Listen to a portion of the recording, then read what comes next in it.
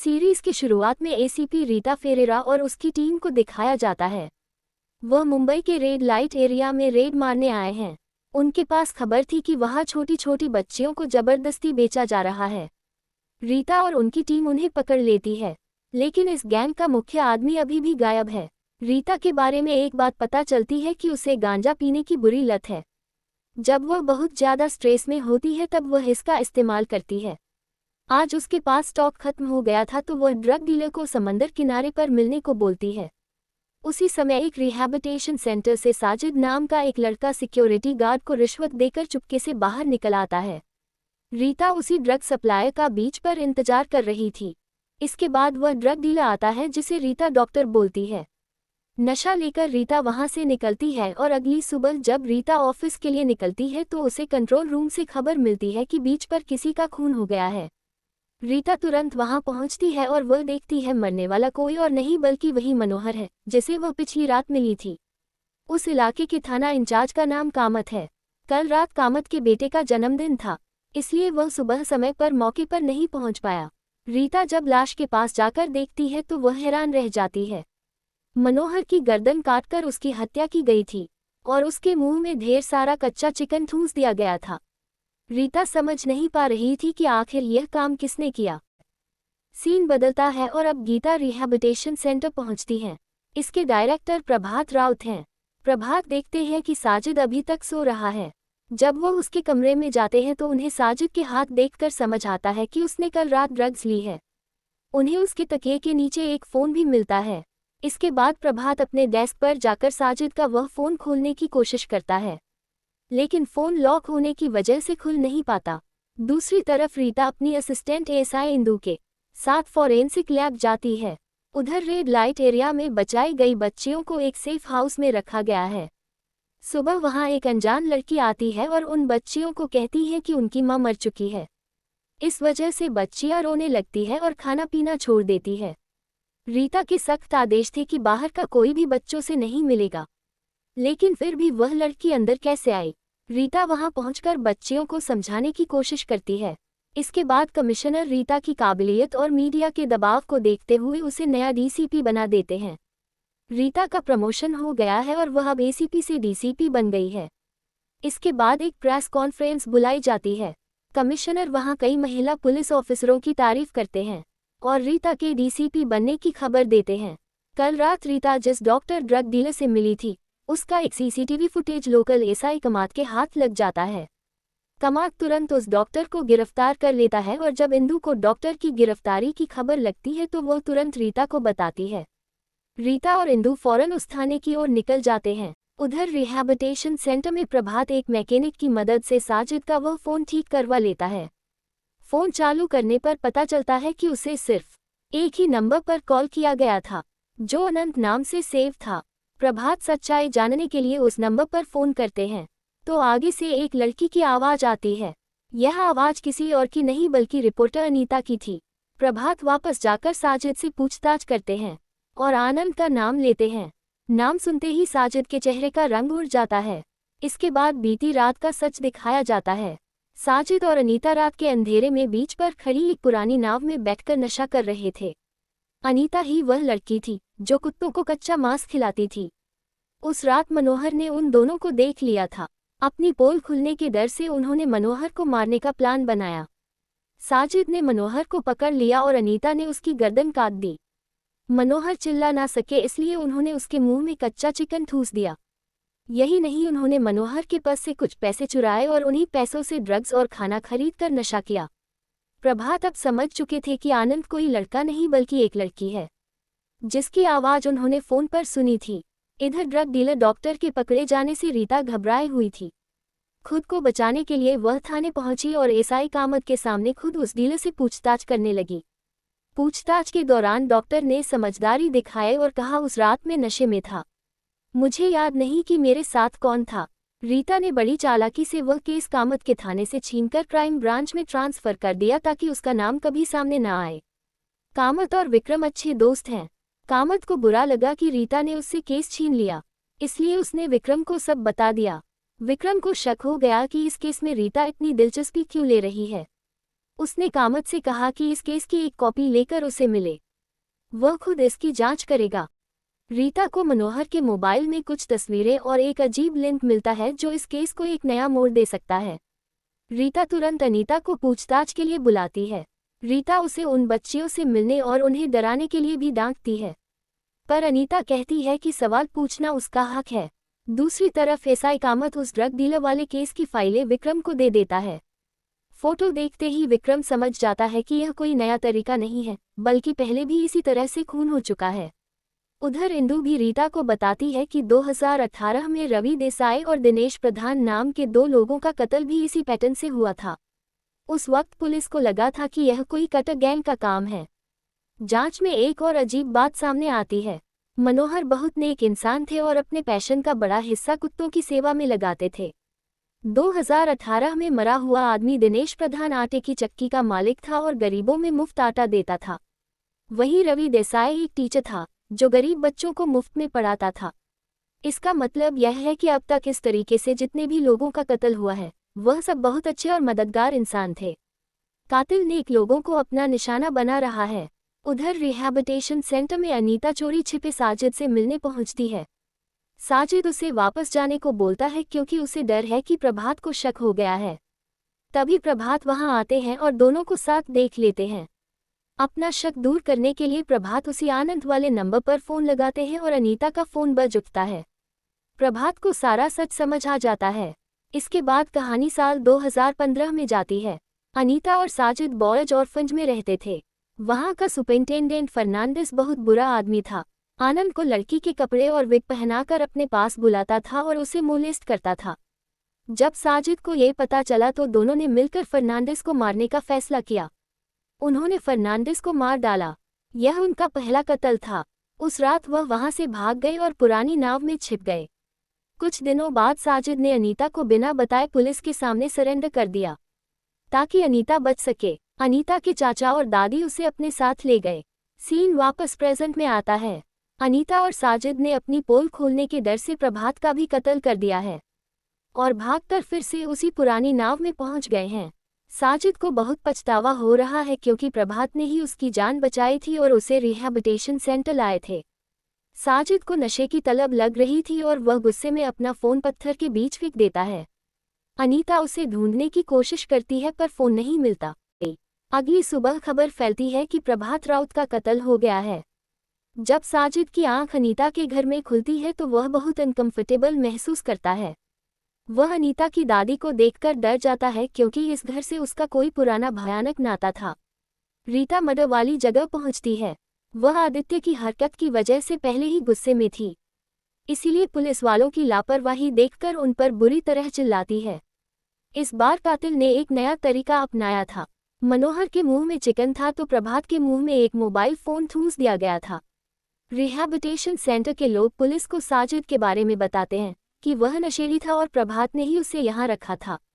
जांच के दौरान प्रभात की डायरी से पुलिस को आनंद नंबर मिलता है जिसे प्रभात ने नोट किया था, लेकिन रिहैबिलिटेशन सेंटर से कोई नहीं जानता कि वह आनंद आखिर है कौन। पुलिस को मर्डर वाली जगह से लंबे बाल का एक नमूना और 2 लोगों की उंगलियों के फिंगरप्रिंट्स मिलते हैं। दूसरी तरफ अनीता के घर पर साजिद नशे के लिए तड़प रहा है। अनीता उसे ड्रग्स देती है जिससे उसे सुकून मिलता है। इसके बाद अनीता उसे अपने चाचा के पास ले जाती है और कहती है, देखो इसे मैंने अब तक जिंदा रखा है। असल में 2015 वाले मर्डर के बाद साजिद जुबिनल सेंटर चला गया था। 2017 में वहां से छूटने के बाद वो अनीता से मिलने उसके घर आया था। अनीता का चाचा उस वक्त एक पुलिस ऑफिसर था। उसने जब साजिद को अनीता के साथ देखा और जाना कि वह नशेड़ी है, तो उसने साजिद को बहुत बेरहमी से पीटा था। अनीता ने अपने चाचा को आज तक सिर्फ इसलिए जिंदा रखा है ताकि वह उसे तड़पता हुआ देख सके और अपना बदला ले सके। तो वह साजिद को दिखाना चाहती है कि जिसने उसे मारा था आज उसकी यह हालत है।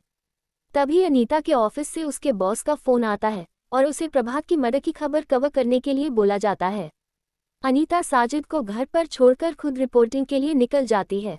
इधर मीडिया में शोर मच गया है कि यह एक सीरियल किलिंग का केस है।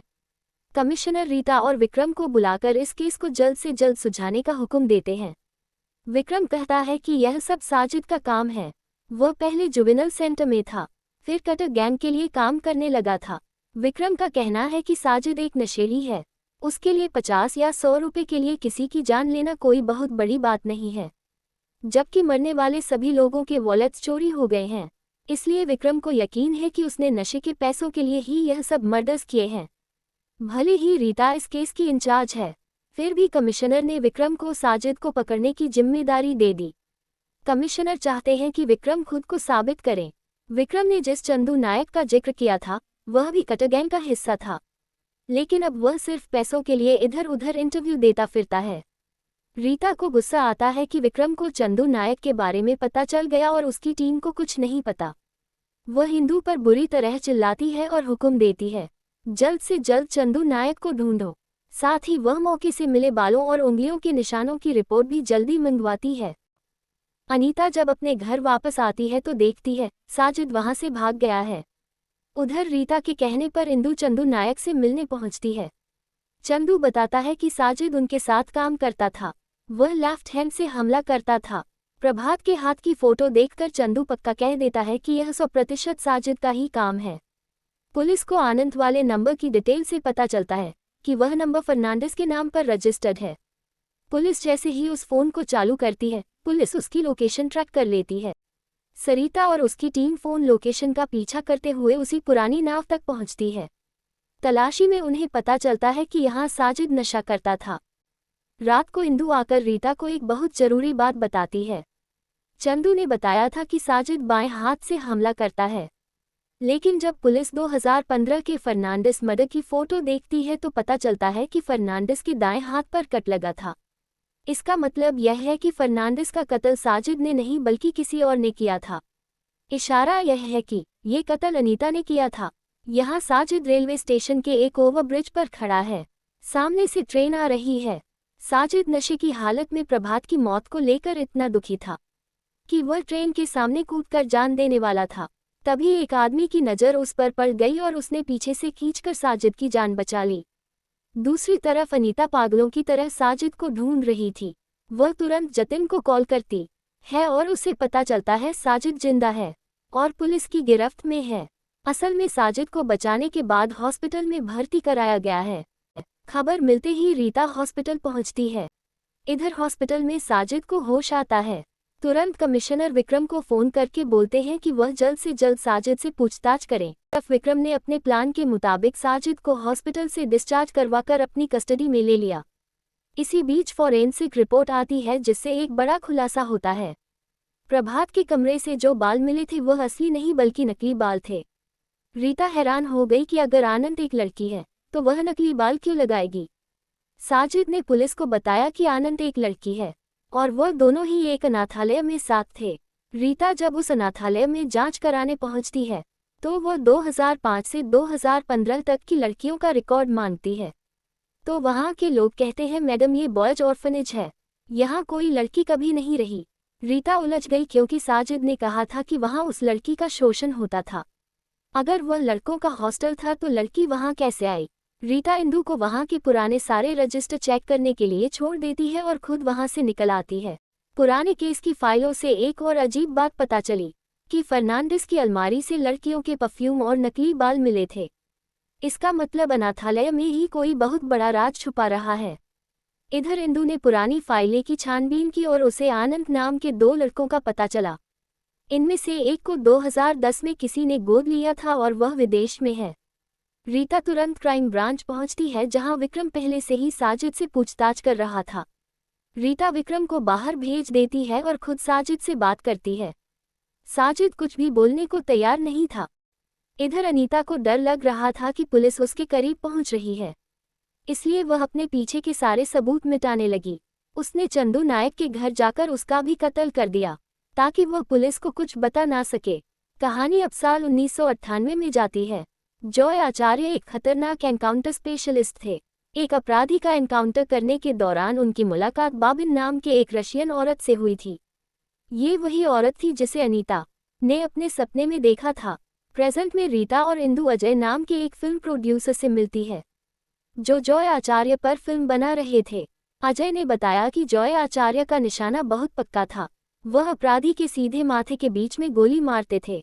वह हमेशा एक नीले रंग की कार इस्तेमाल करते थे। 98 के उस एनकाउंटर के बाद से ही जॉय आचार्य और उस रशियन औरत बाबिन के बीच रिश्ता शुरू हो गया था। जॉय आचार्य और बाबिन ने शादी कर ली थी। बाबिन गर्भवती हुई और वह एक खुशहाल परिवार का सपना देखने लगे। लेकिन एक दिन कुछ बदमाशों ने जॉय को ठीक उन्हीं के स्टाइल में गोली मारकर खत्म कर दिया। यह मर्डर ललिता के डांस स्कूल के सामने हुआ था। ये वही ललिता है जिसने आनंद को अनाथालय में छोड़ा था। रीता और उसकी टीम ललिता के पास पहुंचती है। रीता एक बहुत बड़ा सच बताती है। वह कहती है कि डांस स्कूल तो बस दिखावा था, असल में वह रशियन लड़कियों से गलत काम करवाता था। जॉय की मौत के बाद खुद को जिंदा रखने के लिए बाबिन को भी मजबूरन वही काम करना पड़ा। बाबिन ने एक प्यारी सी बेटी को जन्म दिया और उसका नाम आनंद रखा। हालांकि आनंद एक लड़की थी, लेकिन बाबिन उसे हमेशा लड़कों के कपड़े पहनाती थी और लड़का बताकर ही पालती थी। बाबिन को डर था कि अगर दुनिया को पता चला कि आनंद लड़की है, लोग उसे भी इस गंदे दलदल में धकेल देंगे। अपनी बेटी को बचाने के लिए उसने उसे लड़का बना दिया। एक दिन पुलिस ने वहां छापा मारा। पुलिस को लगा बाबिन ने ये बच्चा कहीं से चुराया है। वह आनंद को उसे छीनने लगे, पर अपनी बेटी को पुलिस से बचाने के लिए बाबिन आनंद को गोद में लेकर बालकनी से कूद गई। इस हादसे में बाबिन की मौत हो गई, पर आनंद बच गई। इसके बाद आनंद कुछ समय तक ललिता के पास रही। एक दिन आनंद एक बिल्ली का सिर फोड़कर घर आई।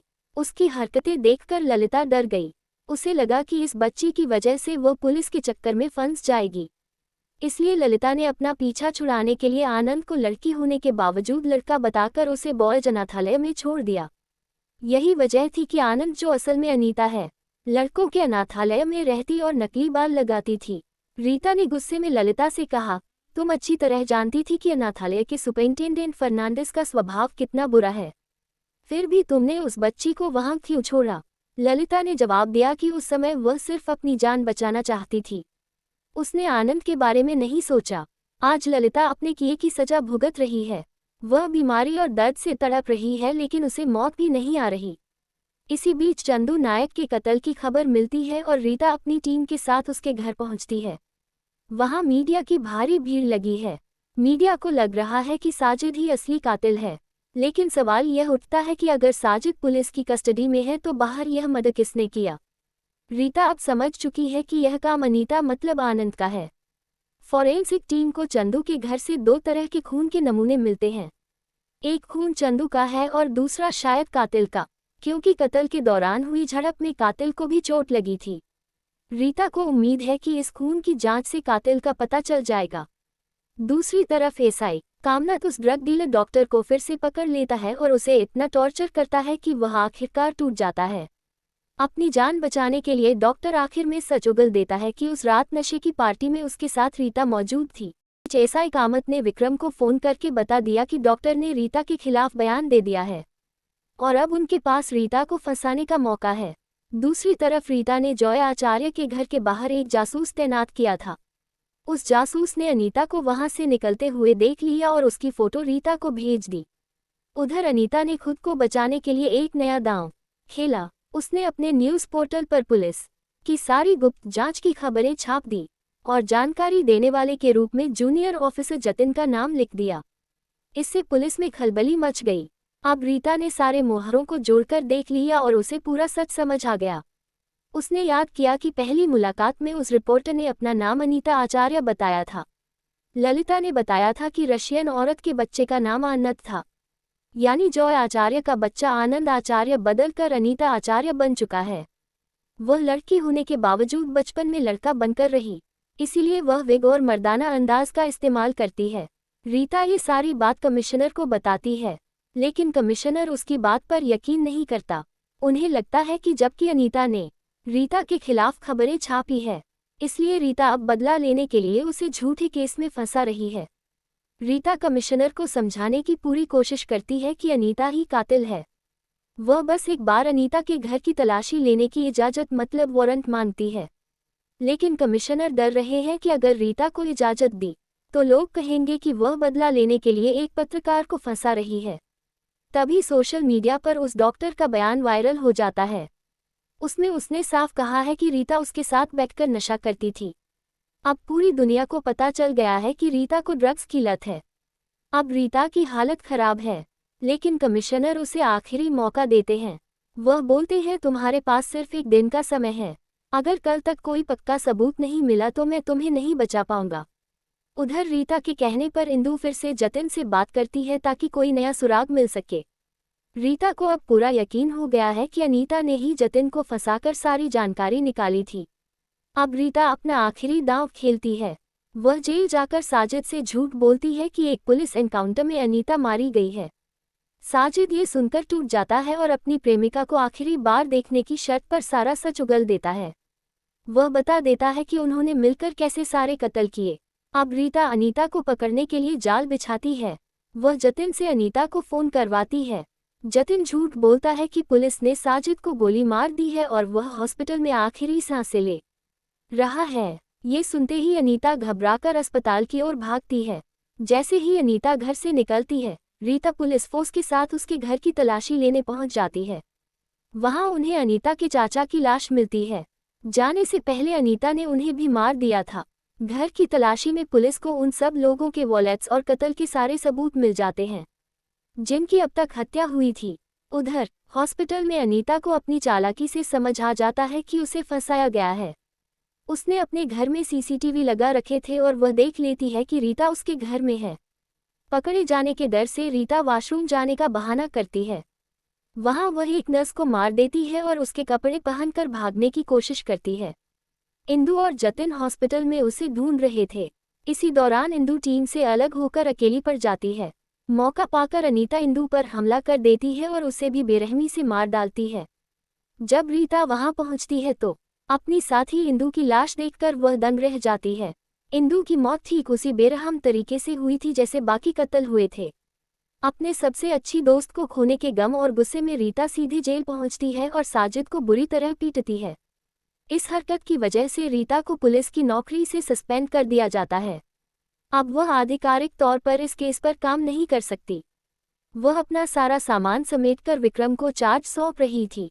तभी बच्चों के शेल्टर होम जहां रेड लाइट एरिया से बचाए गए बच्चे रखे गए थे, वहां से एक फोन आता है। अनीता वहां पहुंच चुकी है। उसने वहां सबको होस्टेज बना लिया है। अनीता ने रीता को फोन करके धमकी दी, अगर तुम बच्चों को जिंदा देखना चाहती हो तो फौरन साजिद को लेकर यहाँ आओ।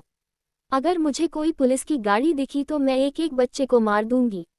अनीता ने लड़कियों को एक कमरे में बंद कर दिया है और पूरे सेफ हाउस पर कब्जा कर लिया है। वहां की इंचार्ज औरत जब भागने की कोशिश करती है तो अनीता उसे भी मार डालती है। अब रीता के पास कोई रास्ता नहीं बचता। सस्पेंड होने के बावजूद बच्चों की जान बचाने के लिए वह कमिश्नर को फोन करती है और एक आखिरी रिक्वेस्ट करती है। रीता किसी भी कीमत पर बच्चों को बचाना चाहती थी। कमिश्नर उसकी बात मानने को तैयार नहीं थे। फिर भी रीता ने जतिन की मदद से साजिद को कस्टडी से बाहर निकाला और शेल्टर होम की तरफ चल दी। रास्ते में साजिद ने अनीता से फोन पर बात की और उसे समझाने की कोशिश की कि तुम जो कर रही हो वह गलत है, सरेंडर कर दो। लेकिन अनीता ने बस इतना कहा, तुम यहाँ आओ फिर देखेंगे। जैसे ही रीता और साजिद शेल्टर होम पहुंचे, अनीता ने रीता के हाथों में हथकड़ी लगा दी और उसके गर्दन पर चाकू रख दिया। उसने साजिद से कहा कि वह कमरे में रखे कुछ मेडल लेकर आए, क्योंकि वह रीता के मुंह में मेडल ठूंसकर उसे मारना चाहती थी। इसी बीच रीता ने एक चाल चली।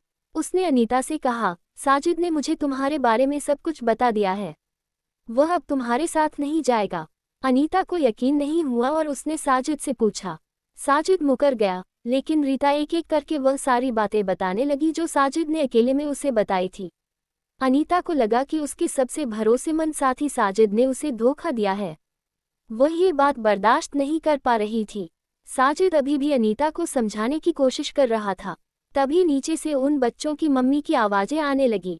असल में रीता ने कमिश्नर से यही गुजारिश की थी कि उन सभी औरतों को रिहा कर दिया जाए। मतलब रीता ने उन बच्चों से वादा किया था कि वह उनकी मम्मी को वापस लाएगी और सस्पेंड होने के बावजूद उसने अपना वादा निभाया।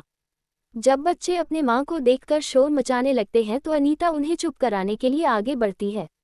इसी मौके का फायदा उठाकर रीता ने साजिद से कहा, सिर्फ तुम ही हमें बचा सकते हो। साजिद का दिल पसीज गया और उसने रीता की हथकड़ी खोल दी। अनीता रीता को मारने के लिए झपटी, लेकिन साजिद ने उसे पकड़ लिया। रीता ने फुर्ती से सभी बच्चों को कमरे से बाहर निकाला। साजिद को अब एहसास हो गया कि अनीता ने उसे सिर्फ अपने बदले के लिए इस्तेमाल किया है। साजिद ने अपनी गलती का प्रायश्चित करने के लिए अनीता के हाथों में पकड़ा चाकू खुद अपनी गर्दन पर चला दिया। साजिद ने अनीता की आंखों के सामने दम तोड़ दिया। साजिद की मौत से अनीता पूरी तरह पागल हो गई। उसने सोचा कि अगर मरना ही है तो साथ मरेंगे। वह किचन में गई और गैस सिलेंडर खोल दिया। रीता ने उसे रोकने की बहुत कोशिश की लेकिन अनीता ने आग जला दी। एक जोरदार धमाका हुआ। खुशकिस्मती से रीता दरवाजे के पास थी और झटके से बाहर गिर गई, जिससे कि उसकी जान बच गई। सभी बच्चे पहले से ही सुरक्षित बाहर निकल चुके थे। पुलिस की टीम भी वहां पहुंच गई। रीता ने हिम्मत दिखाकर आग बुझाई और अनीता को बाहर निकाला। अनीता जिंदा तो बच गई लेकिन वह बुरी तरह जल चुकी थी और उसकी हालत बहुत नाजुक थी। अनीता को तुरंत हॉस्पिटल ले जाया गया। अगले दिन रीता और पूरी पुलिस टीम इंदु के अंतिम संस्कार के लिए उसके घर पहुंची। वहां इंदु के छोटे बच्चे अपनी मां को उठाने की कोशिश कर रहे थे, जिसे देखकर सबका दिल भर आया। और ये सीरीज यही खत्म हो जाती है।